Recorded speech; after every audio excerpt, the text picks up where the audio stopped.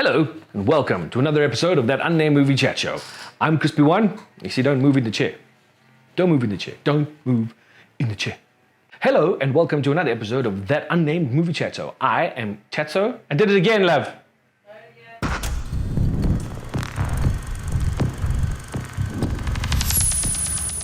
Hello, and welcome to another episode of That Unnamed Movie Chat Show. I am Crispy One. Thank you so much for watching. But before we get going, if you like what you see, smash that like button. Also, subscribe because the numbers on YouTube help us generate more cool content for you to watch.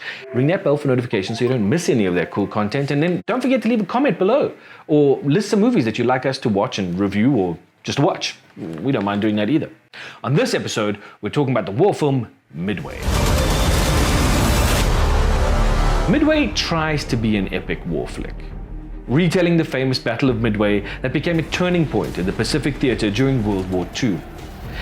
It struggles to live up to its real-life inspiration. Directed by Roland Emmerich, who's delivered blockbusters like 1992's Universal Soldier, Stargate in 1994, and the mega-hit Independence Day in 1996, this passion project misses the mark a little bit.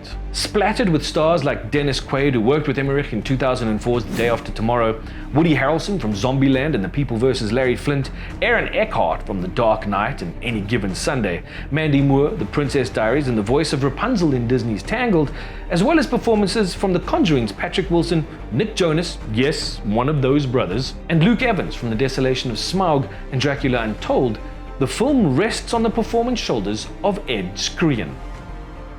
For those of you who just said, who the f is that? Well, it's Francis from Deadpool, or Zapan from Alita Battle Angel. He's not exactly the biggest star to have to hold the audience's attention as the main protagonist in this grueling war story, playing the real-life war hero, Richard Halsey Best. And it kinda shows. As a war film junkie, I am happy to say that the battle scenes are magnificent.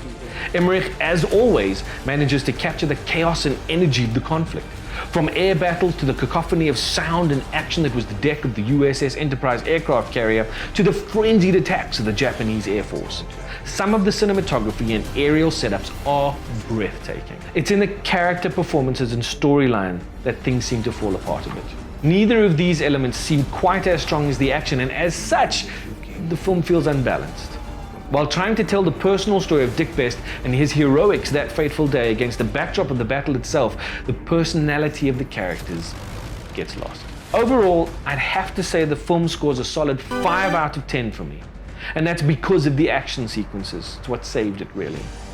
There are a few moments where the characters shine, but other than that, it's the action of Midway that makes the film watchable. If you're into that kind of thing. If aerial dogfights and naval battles are not your cup of tea, seriously, watch something else. You really don't want to watch this if you don't like that kind of thing. Thanks so much for watching, and we'll see you at the movies after lockdown.